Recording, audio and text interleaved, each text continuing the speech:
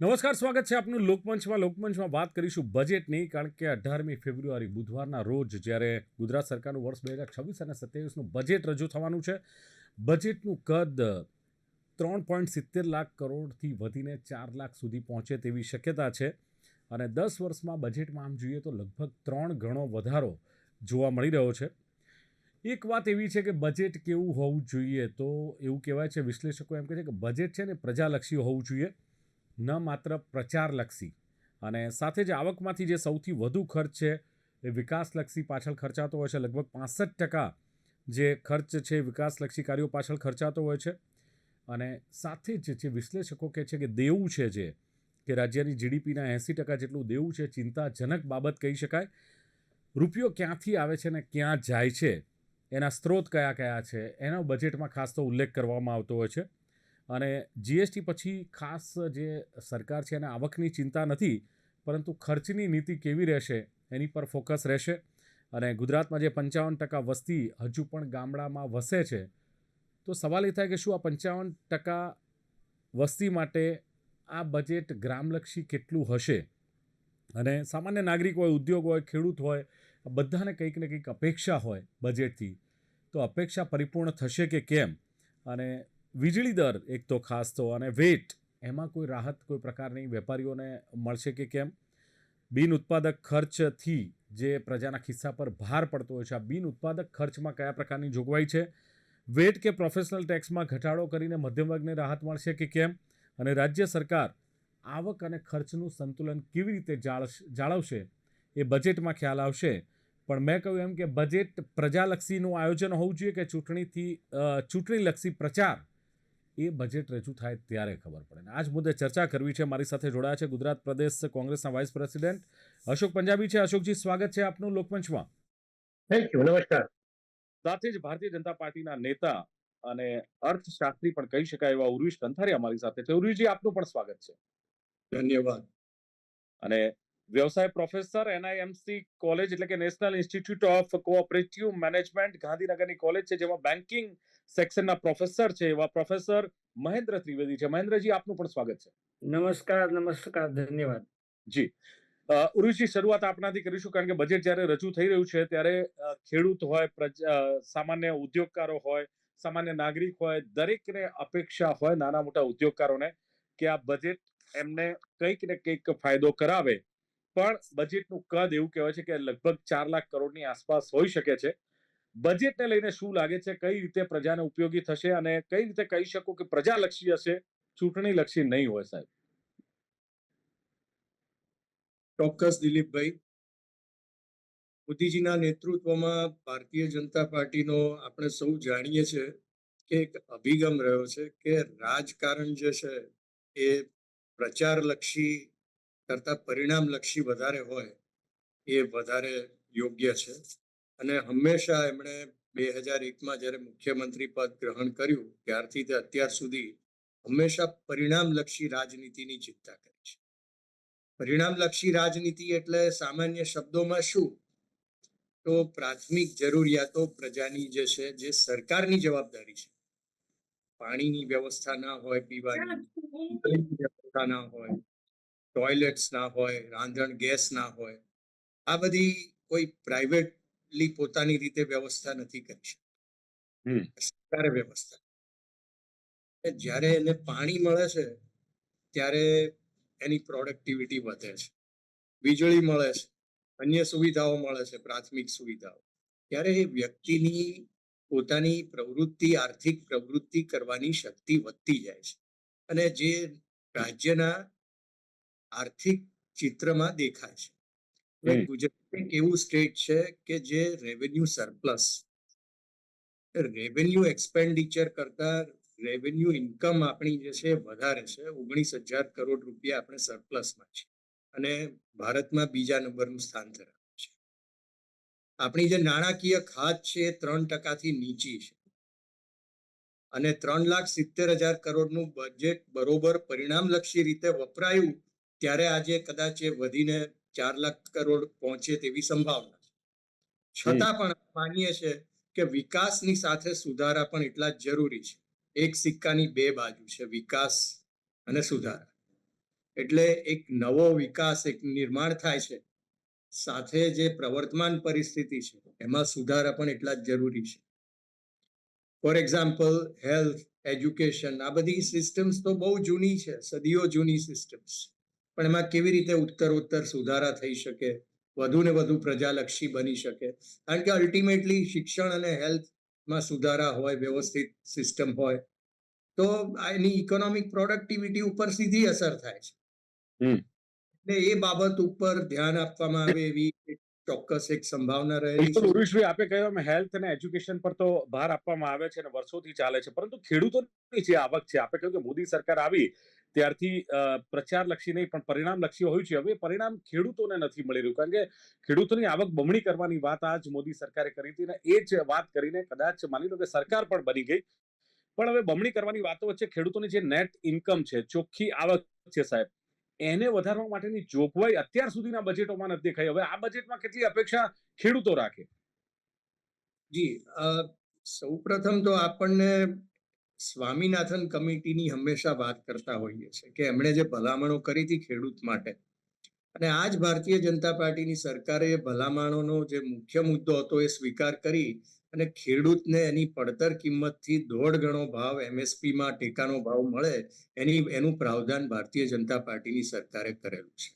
એનાથી ખેડૂતની આવકમાં ઘણો ફરક પડ્યો છે. ઘણી બધી યોજનાઓ સંકલિત થઈ છે ખેડૂતની સાથે, અને લાભ પણ લે છે અને એની પરિસ્થિતિમાં સુધારો થયો છે. પરંતુ આ એક પ્રક્રિયા છે. ખેડૂત અને માર્કેટ વચ્ચે અલ્ટિમેટલી તો આ માર્કેટ ઇકોનોમી છે.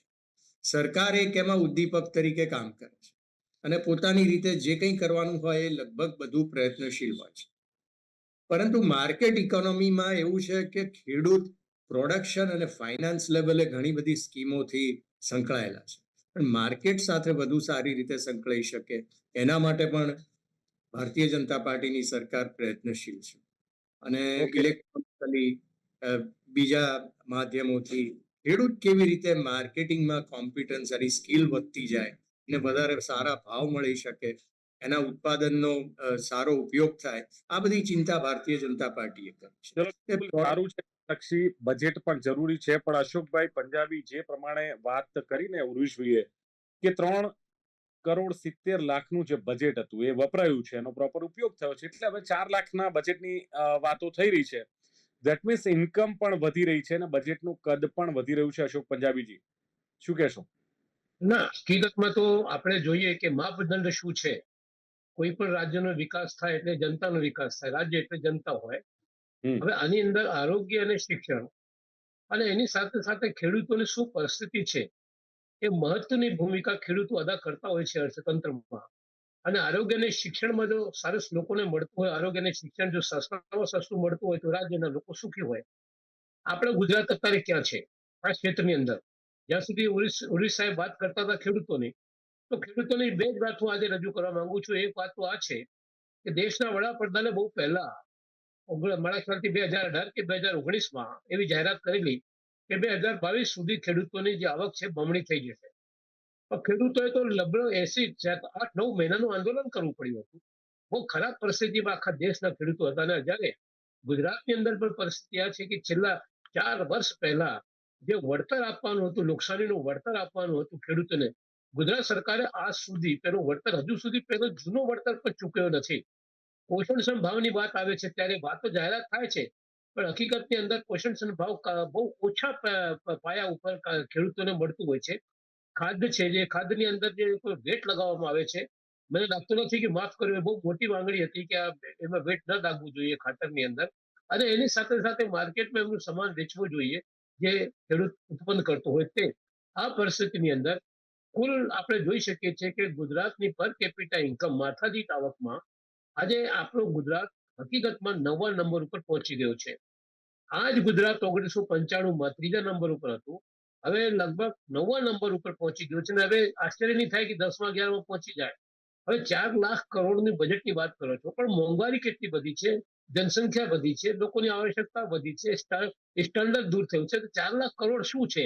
3,70,000 કરોડમાંથી 4,00,000. હકીકતમાં તો 2 વર્ષ પહેલા જ માંગણી હતી કે 5,00,000 કરોડનું બજેટ જો ગુજરાતમાં હોય તો માથાદીઠ આવક ઉપર પણ એની અસર પડે અને પર કેપિટલ ઇન્કમની અંદર પણ લોકો આગળ વધી શકતા હોય.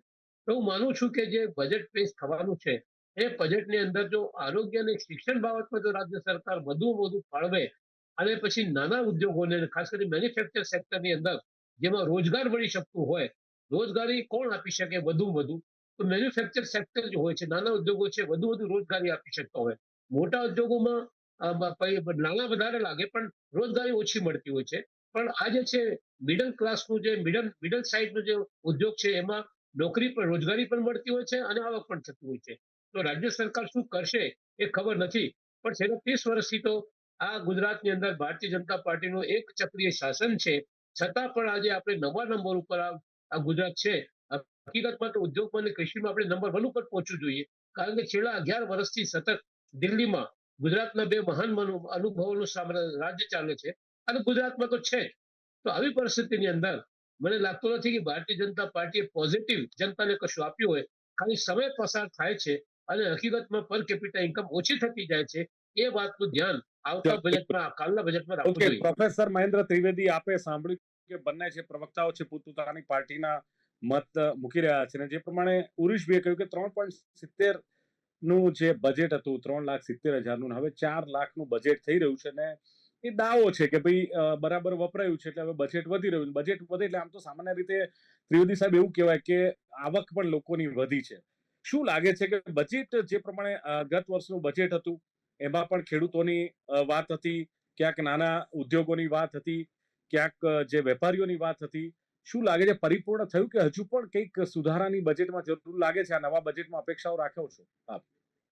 આપના પ્રશ્નના જવાબમાં એવું કહી શકાય, સૌપ્રથમ તો દર્શકોને અને પેનલમાં આવેલા મહાનુભાવોને મારા વંદન અને તમને અભિનંદન કે તમે આજે પૂર્વ સંધ્યાએ બજેટના આ ચર્ચા રાખી છે.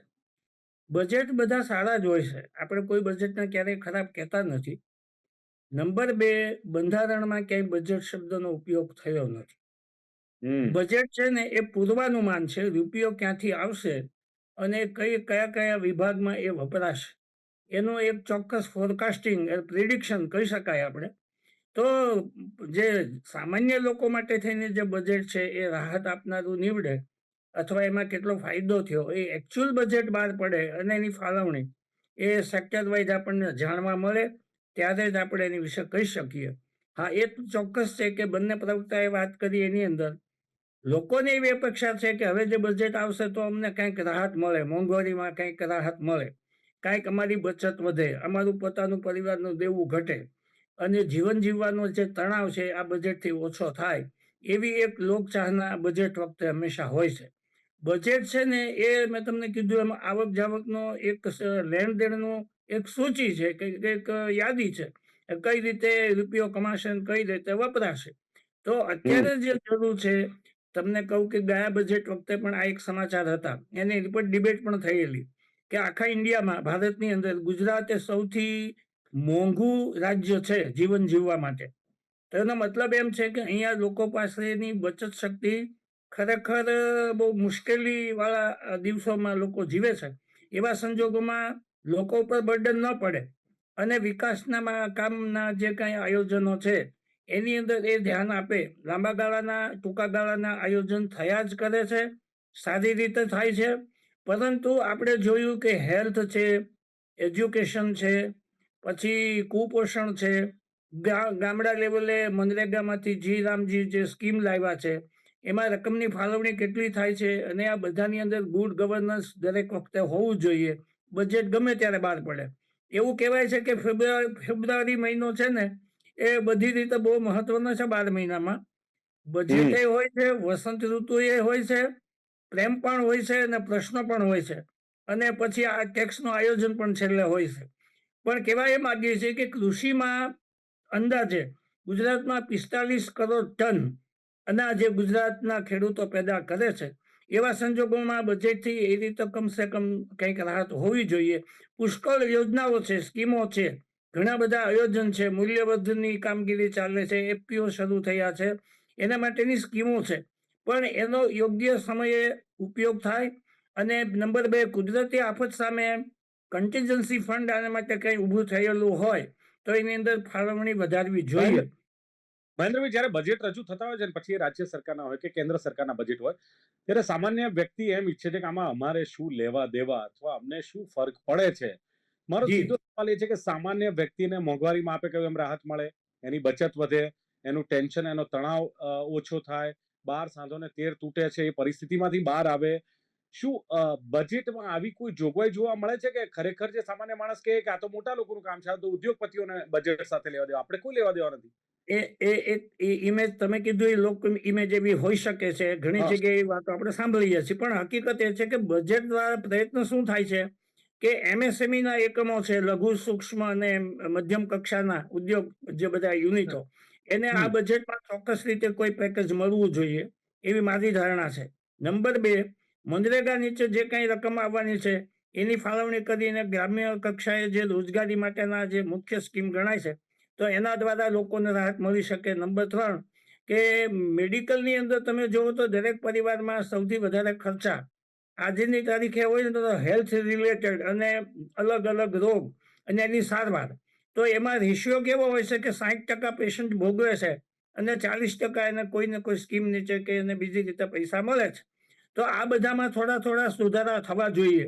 એજ્યુકેશનના ખર્ચા છે, પુષ્કળ છે ને કેટલું મોંઘું છે બધા જાણે છે. તો સામાન્ય પરિવારના જે છોકરા છોકરીઓ ભણે છે તો એના માટે શું આપી શકાય? લોન કમ્પોનન્ટની વાત નથી, રાહત જોઈએ અને એ રાહત બજેટ દ્વારા આપી શકાય છે.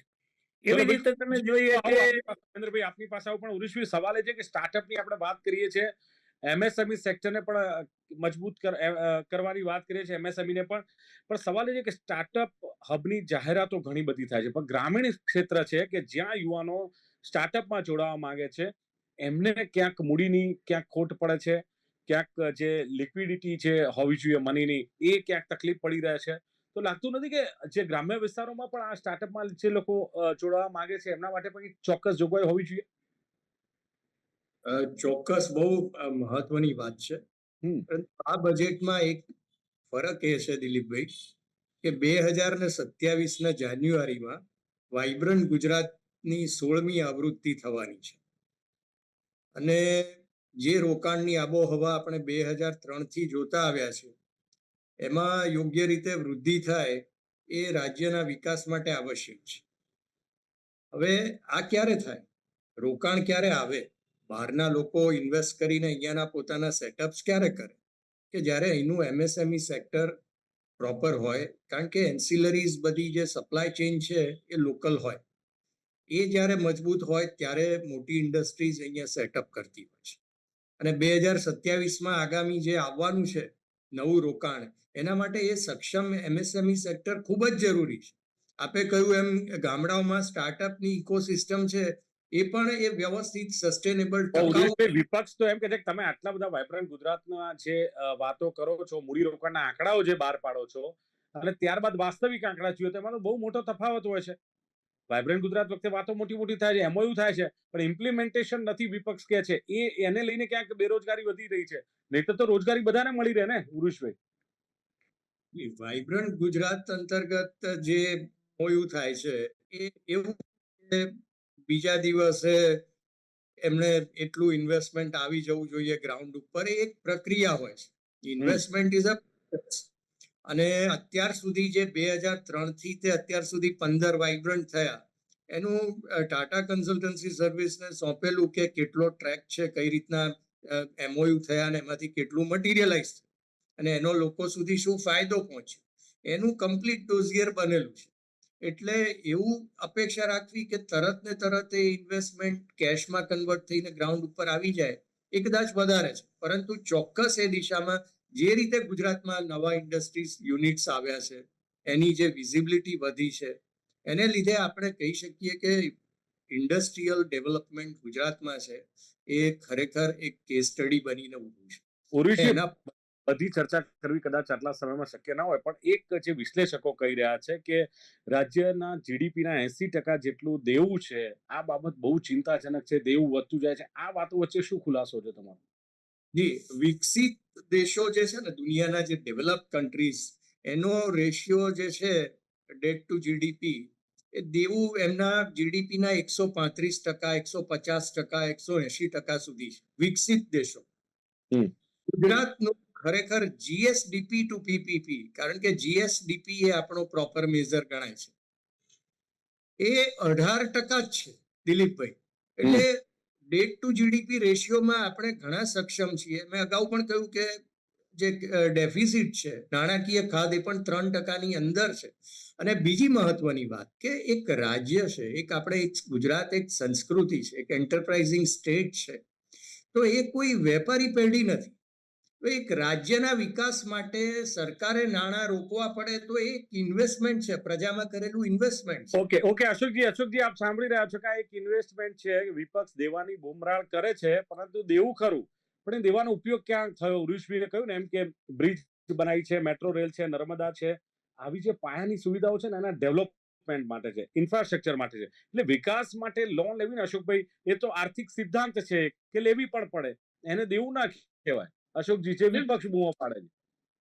મેં અગાઉ જે વાત કરી 30 વર્ષથી એક છત્ર રાજ્ય છે ભારતીય જનતા પાર્ટીનું, અને આજે ગુજરાતના લોકોને ક્યાં લાવીને એ લોકોએ ઉભા કર્યા છે.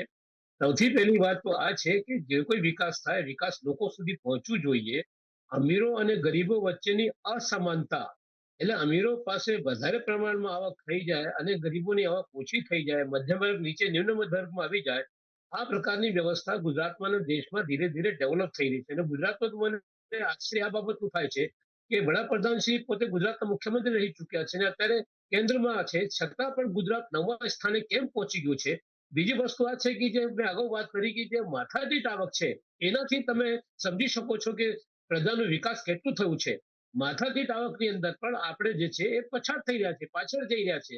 એટલે બહારથી જે ફોરેન ડાયરેક્ટ ઇન્વેસ્ટમેન્ટ આવવું જોઈએ ગુજરાતમાં, ગુજરાત અત્યારે લગભગ 7મા-8મા નંબર ઉપર છે. બહારની ઇન્ડસ્ટ્રી ગુજરાતની જગ્યા પર મહારાષ્ટ્ર ને કર્ણાટકમાં વધારે જઈ રહી છે, ગુજરાતમાં નથી આવી રહી. બહુ ઓછી પ્રમાણમાં ગુજરાતમાં એફડીઆઈ આવી રહી છે. તો બહારનો પૈસા ગુજરાતમાં નથી આવતા, ઇન્ડસ્ટ્રી નથી આવતી, અને રોજગાર જે છે, રોજગાર સર્જન જે છે ગુજરાતમાં થઈ રહ્યું નથી. અને એન્જિનિયરો જે પાસ થઈને નીકળે છે, એક આંકડા મુજબ જે રોજગાર વિનિમય કચેરી પ્રમાણે લગભગ 28,000 એન્જિનિયરો અત્યારે જે ભણેલા ગણેલા ડિગ્રી છે એ લોકો બેરોજગાર ફરી રહ્યા છે. 6,000-7,000 માં નોકરી મળી રહી છે. તો ગુજરાતની અંદર હકીકતમાં પરિસ્થિતિ કુપોષણથી તમે સમજી શકો છો. કુપોષણ એટલે શું? કે આ દેશની, આ ગુજરાતની મહિલાઓ જે છે એ જમી શકતી નથી, મહેન્દ્રભાઈ, શરીરને નિભાવી શકતી ચલો, નથી. એટલે કુપોષણ તો સૌથી નહીં, કુપોષણ ગુજરાત ઉપર નહીં. સૌથી મોટો કાળો કલંક છે. પણ આ ગુજરાતમાં કુપોષણ થાય કોઈ વિચારી શકતો નથી. આ બાબતમાં ઉરીશભાઈને મારો સવાલ છે કે મહેન્દ્રભાઈ, કુપોષણ કેમ છે, કેમ તમે દૂર કરશો એને? 30 વર્ષથી શાસન છે ભારતીય જનતા પાર્ટીનું, શોર્ટમાં મને કહેજો ને, વિકાસ લોકો સુધી નથી પહોંચ્યો અને જે આવકની અસમાનતા જોવા મળી રહી છે. એફડીઆઈ ગુજરાત એક બાજુ ઉરુષભાઈ કહી રહ્યા છે કે એફડીઆઈ એટલે કે લોકો અહીંયા ઇન્વેસ્ટ કરી રહ્યા છે, અશોકભાઈ કહે છે અહીંયા કરતા અન્ય રાજ્યોમાં, મહારાષ્ટ્ર જેવા રાજ્યોમાં જઈ રહ્યું છે. ચિત્ર શું છે, શોર્ટમાં સમજાવો તો. સૌથી મહત્વની વાત એ છે, બજેટ છે ને એ સાધ્ય નથી, સાધન છે. નંબર 1, દર વખતે એલોકેશન થાય છે, આખું વર્ષ એની નીચે કામ થાય છે, ખર્ચ કરવામાં આવે છે, અને એ કેટલા પર્સન્ટમાં કામ થયું એ કમ્પેરેટિવલી તમે સ્ટડી કરો તો ખ્યાલ આવે કે આપણે અંદાજ કેટલો મૂક્યો હતો અને એની સામે કેટલી ડેફિસિટ રહી. નંબર 3 કે બજેટ છે ને એના દ્વારા સામાન્ય પબ્લિકના માટે સરકાર શું કરી શકે, તો યોજનાઓના અમલમાં એ વધારે મોનિટરિંગ કરી શકે. નંબર 2, જ્યાં જરૂર હોય એવા સેક્ટરમાં અથવા પ્રાયોરિટી સેક્ટરમાં એ વધારે પૈસા ફાળવી શકે. એની પછીની વાત કરીએ તો 17 જેટલા અલગ અલગ પ્રકારના વેરા રાજ્યની સરકાર લે છે પબ્લિક પાસેથી. તો એની અંદર તમે જુઓ તો પ્રોફેશનલ ટેક્સ છે, જમીન મહેસૂલ છે, સ્ટેમ્પ ફી છે, રજીસ્ટ્રેશન ફી છે, સરચાર્જ છે, સ્ટેટ એક્સાઇઝ છે, વાહન વેરો છે, વીજળી વેરો છે, મનોરંજન વેરો છે.